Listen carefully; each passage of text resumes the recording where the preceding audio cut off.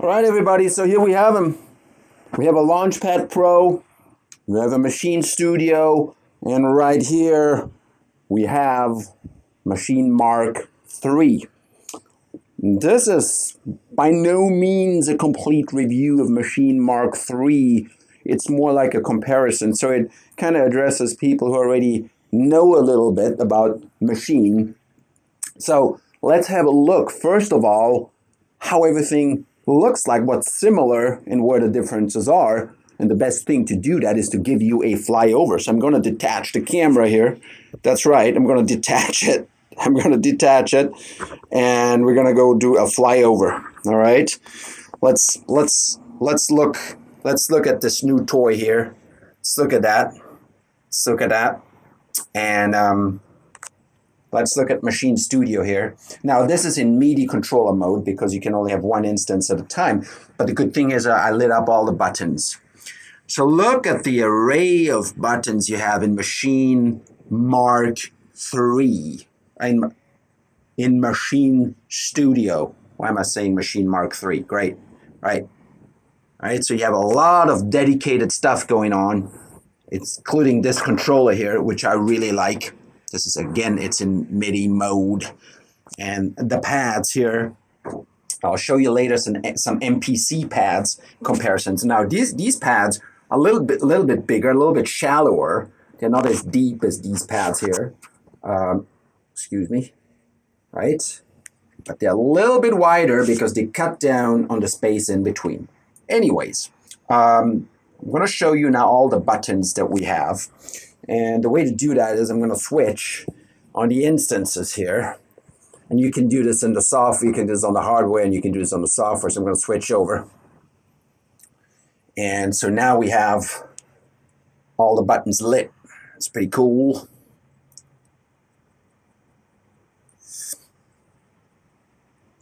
Check this out here. Check this out. So it is being rearranged. As you can see, some buttons moved.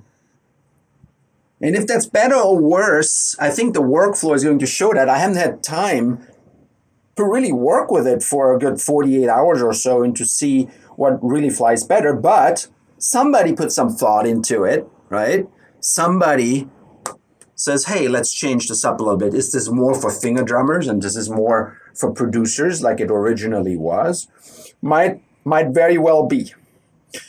Here, for example, in the comparison we have, and I keep bumping stuff, we have the Launchpad Pro, which I like to use to play scales. You have way more buttons than on these guys here, right?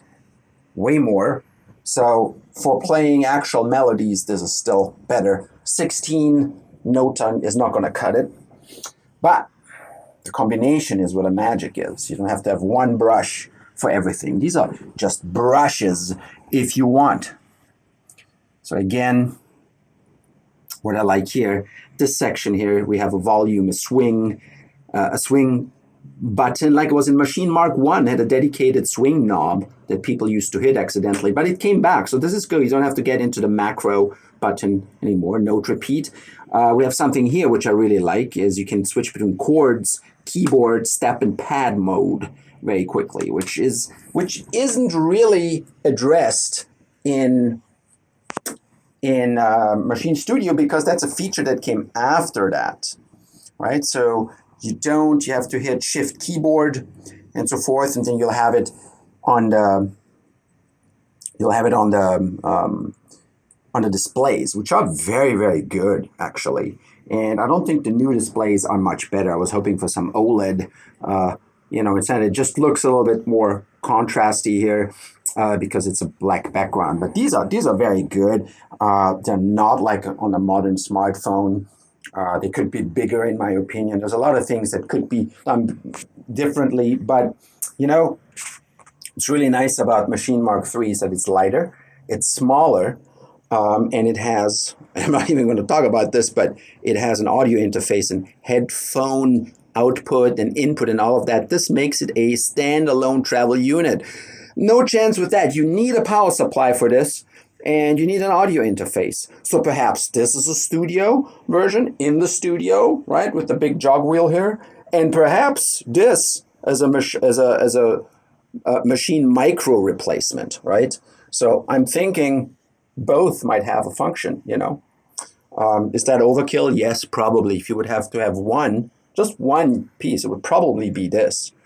My feeling is, so far from playing around a little bit with it, that these dedicated buttons here, such as note, copy, quantize, and so forth, which you only see here, you know, with a shift, you press shift and then you go here, they are very useful. They are very useful indeed. Because you use them a lot when you work in a production environment, and I edit a lot, I cut a lot, and things like that. I don't use it as a finger drumming instrument. I'm a bass player, I play percussion and so forth, and I really, don't get me wrong, I enjoy playing on the pads and putting parts in because I'm a percussive player. I play guitar in a percussive way, I play the bass in a percussive way, but I'm not going to make like a whole night performance, you know, banging on these plastic pads. And some people do that and they're really great and it's a new art form, but that's not me. I'd rather play on this and, you know, whip out an organ or a keyboard or synthesizer and you know, play in a chromatic or Dorian or Mixolydian fashion here. So this is a whole other discussion. Is it better made? I don't think so. The buttons are still plastic. This knob is plastic. So yeah, I mean, the buttons are a little bit wider. They're better labeled. They glow in the dark, if you will. But then again, in the daylight, they might be harder to see when that comes off. And then this is better in the daylight. Keep in mind a little bit, this is a white unit, so it's a bit different. But yeah, you got a bit more light coming here. You got a little bit more light. Everything is brighter. So the screens are about the same, very similar. I know there's supposed to be some differences, but I'm not really feeling that. And then the other thing Studio can be lifted up here, right? So Studio, you have, let's put this in really quick. Studio,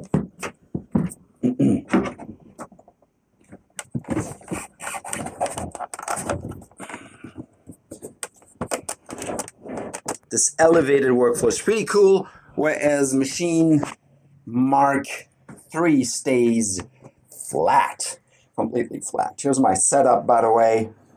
I'm running a Apple monitor, Apple LG 15-inch Retina MacBook Pro, touch bar, whatever. So these are my thoughts